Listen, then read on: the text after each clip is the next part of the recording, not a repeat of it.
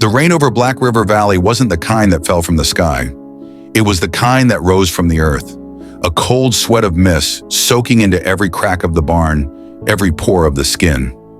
Miles couldn't remember the last time he saw real sun, just the gray shroud, the heavy, low sky, and his mare, Grace, standing in the paddock with the same extinguished look in her eyes as his own. The ranch was his prison, and the debt was the warden.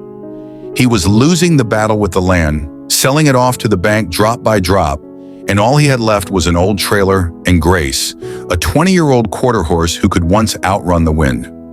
Now she just slowly chewed her hay, her ribs protruding under her coat like relief on an old map. The vet had last shaken his head and muttered something about age and sand in the gut. Miles knew what it meant. He just refused to hear it.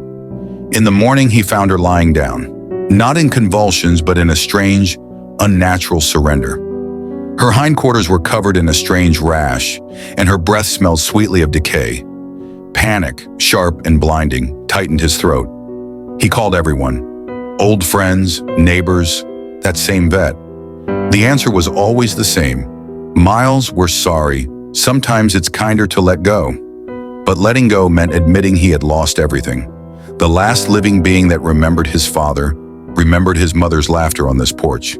He crouched beside her, laid his head against her flank, and felt the weak, distant vibration of her heart. And then he made a decision, insane, and the only one left. If the land wanted to take his last possession, he would defy the land itself. It wasn't a road, it was a trail of memories. Every turn evoked an image. Here in this meadow, his father first put him in the saddle.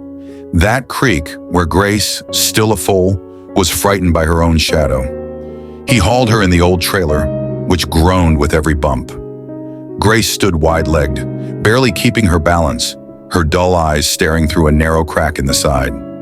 Miles talked to her non-stop, like a madman, telling her about the grasses, the clean water, about the place he remembered from childhood. It was spoken of in whispers, the Gray Wolf Spring, a source with water bursting from a deep layer of stone, infused, according to legends, with something ancient and healing. His grandfather swore that water had saved his best stallion from colic, but the place wasn't on any map. It was at the end of an old forest road, long since eaten by young maple and a rock slide. The last 5 miles he walked on foot, leading Grace by the reins. Branches lashed his face, roots tried to trip him. He walked, almost feeling no legs, all his will focused on the weak lead in his hand, on the barely perceptible sound of her breathing behind him. He was afraid to look back, afraid he would see her lying down. And then the forest parted. A small clearing, flooded with a strange, silvery light breaking through the thicket. In the center, a ridge of stone, and from it, silently and powerfully, water gushed into a small, dark-as-oil pool. The air smelled of moss, wet stone, and something else. Ozone, silence, time. Grace raised her head, a weak, barely noticeable gesture. She sniffed the air. Miles led her to the water. She didn't drink immediately. She stood, looked at her reflection, broken and blurred in the dark water. Then slowly, very slowly, lowered her head and touched the surface with her lips. He set up camp. For a week, 2. Time lost meaning. He washed her wounds with that water, applied compresses to the rash. He drank from the spring himself, ate berries and mushrooms he found around.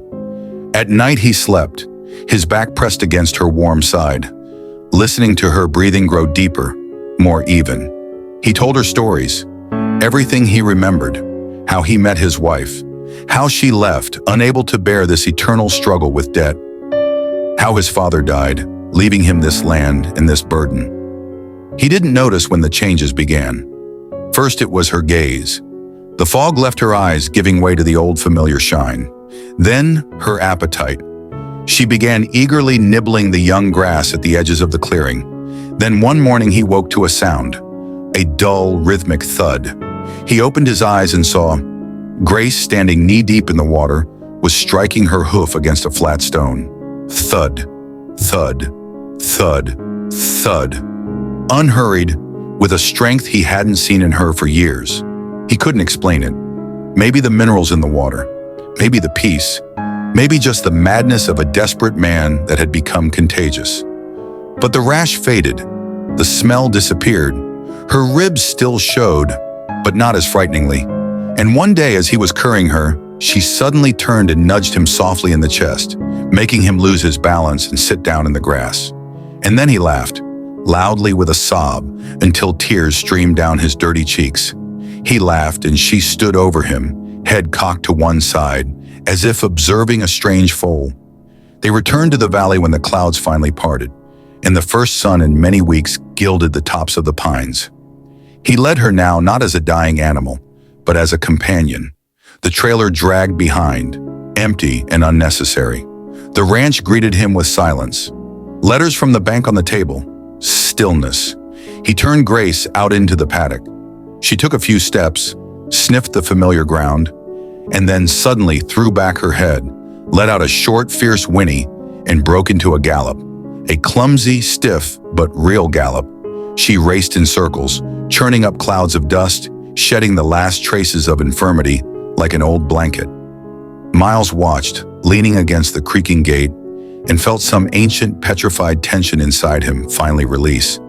The bank could take the land. Maybe it was for the best, but he had seen something more important than any property. He had seen Will returning, not into his life, into a life entrusted to him. The next morning, he didn't check the mail. He took his tools and went to mend the section of fence that had collapsed last fall. The work was slow, his hands were out of practice. Suddenly, he heard heavy, calm breathing behind him. He turned. Grace stood 2 paces away, watching. Then she stepped closer, stretched her nose toward the pile of planks, and nudged one of them aside as if helping. They didn't save the ranch. A neighbor bought it a month later. But Miles negotiated one clause in the contract. He could stay in his trailer as a caretaker, and the old barn and a small pasture would remain with him. Not for livestock, for one horse. Sometimes in the evenings when the sun set behind the ridge, staining the valley crimson, he would sit on the porch, and Grace would stand beside him, resting her head on his knees. He would stroke her neck, her scars, which were now just part of her history, like his own. They watched the stars appear in the darkening sky. He no longer spoke of the past. He made no plans for the future. They just stood there, 2 survivors on a patch of land that was still their home. And in that silence, in that simple shared breath, was a whole universe. A story not about salvation, but about return. Not about a miracle, but about how 2 broken things, leaning on each other, find the strength not to sink. It was a long story, and it wasn't over yet. Autumn slowly settled into the valley. The morning fog was no longer frightening. Instead, it lay over the land like a soft blanket. Miles noticed it. The air no longer pressed down on him as before. It had become easier to breathe. Perhaps this change was not in nature at all, but within him. As for Grace, she was different. Age had left its marks, but those marks no longer looked like weakness. They looked like experience. She walked slowly, yet with confidence. In every step, it was as if she recognized the ground, felt it as an old friend. Sometimes she would stand by the fence and gaze toward the distant forest. In that look, Miles recognized something familiar. Not a call, but a memory. The neighboring farmer, the man who had bought the land, turned out to be fair. He treated Miles not merely as a caretaker, but as part of the land itself.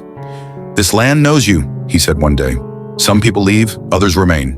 You're one of the ones who stay." From time to time, children from the village would come by.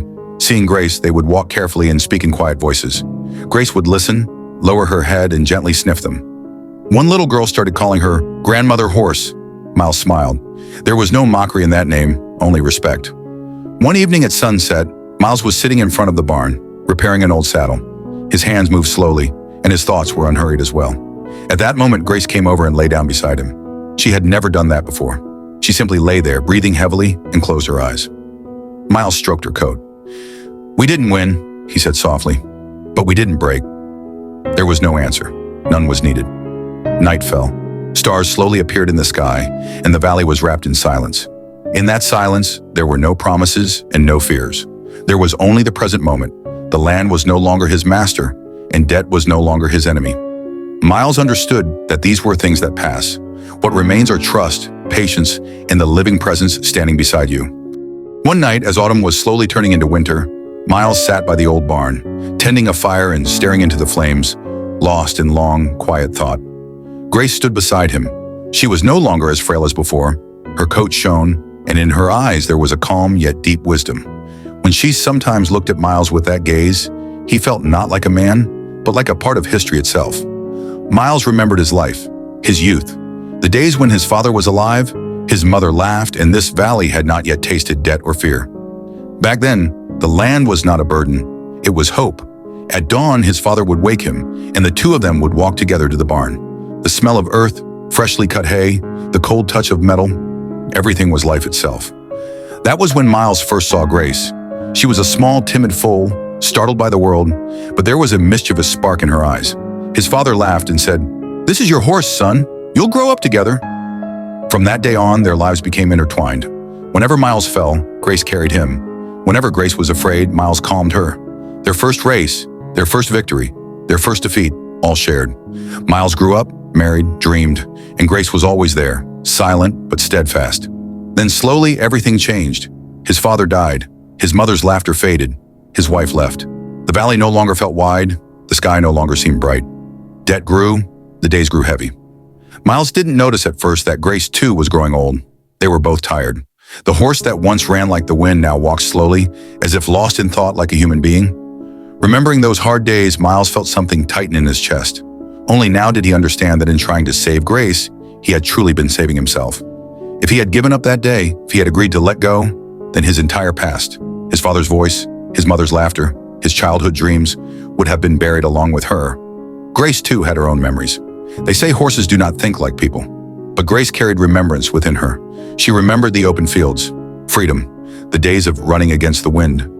Miles's young hands clutching her neck when he was afraid. At times, as she grew old and her strength faded, she felt useless. But in the quiet by the spring, leaning close to the fire at night, she felt that she was still needed, that she still had a place in this man's life. Miles stood up, stepped closer to Grace, and pressed his forehead against hers. Neither of them spoke. Words were unnecessary. They did not cry over the past. They accepted it. They understood that every fall, every loss, was part of the journey. That night, the stars shone with special brightness. The valley was quiet. The wind was gentle. Miles thought, "Perhaps I have lost many things, but the most important thing was not lost." Grace breathed heavily and stood calmly, as if agreeing with that thought. They both knew much of their lives lay behind them. Ahead was uncertainty, but there was no fear, because once they had reached the deepest point and climbed back up, and now whatever came, they would face it together. These memories did not weaken them. On the contrary, they made them stronger. The past was no longer a burden, it had become a support. With that support, Miles and Grace welcomed a new day, calm, patient, ready to live the rest of their lives without unnecessary words, but with true meaning. Dawn came slowly. The sky was not yet fully bright, but pale light appeared in the east, and that brief, pure moment between night and day began. Miles didn't even notice when the fire went out. He remained sitting there by the barn. Grace did not move from his side, standing close and breathing calmly. They greeted the morning together, without haste, without demands. Miles had seen many dawns, but this one was different. He no longer asked himself, "Well, what should I do? How will I live?" This time, he simply felt that he existed, that he was alive, that another living being stood beside him. That was enough. He stood up and gently opened the barn door. The smell of old wood, dust, and hay drifted out. For many, this scent might have meant decay, something forgotten. But for Miles, it was the sound of his life. He remembered opening the same door with his father once, the same sound, the same motion. Time passed, yet some things remained unchanged. Grace did not enter the barn. She stood at the threshold, lowered her head slightly, and looked inside. This was her habit. She never rushed. She accepted everything at her own pace. Only now did Miles understand this. Perhaps he had spent his whole life rushing. Grace, on the other hand, had always lived at the right speed. Days began to pass like this. No great events occurred, yet each day held a quiet calm. Miles rose early, tended the yard, repaired the fence, and cleared the land. Grace stayed nearby. Sometimes she merely watched. Other times she walked over slowly and stood beside him. It wasn't help, but it was a reminder that he was not alone. People in the village noticed it too. Miles was no longer as withdrawn as before. He spoke little, but his words were steady and firm. When children saw Grace, they treated her with even more gentleness than before. Even if they didn't understand it, they felt it. This horse was not just a horse. She was a witness to a life. Sometimes in the evenings, Miles and Grace stood by the fence, watching the west. As the sun set, the sky turned red, sometimes violet, sometimes gold. In those moments, Miles would think to himself, I no longer want much, but what I have now is real. Grace, too, grew especially calm at sunset. She would slowly raise her head and turn her ears to the wind. Perhaps she was listening to the past carried from afar. Perhaps she was listening to nothing at all, simply feeling the present moment. For Miles, it made no difference. Peace lived within them both. One night, a light snowfall fell. By morning, the valley lay covered like a white blanket. Miles stepped outside and saw the first tracks. He saw his own footprints, then Grace's large, slow tracks. They ran side by side. He stopped and stared for a long time. These were not just tracks in the snow. They looked like their life's path, together, unhurried, moving in the same direction.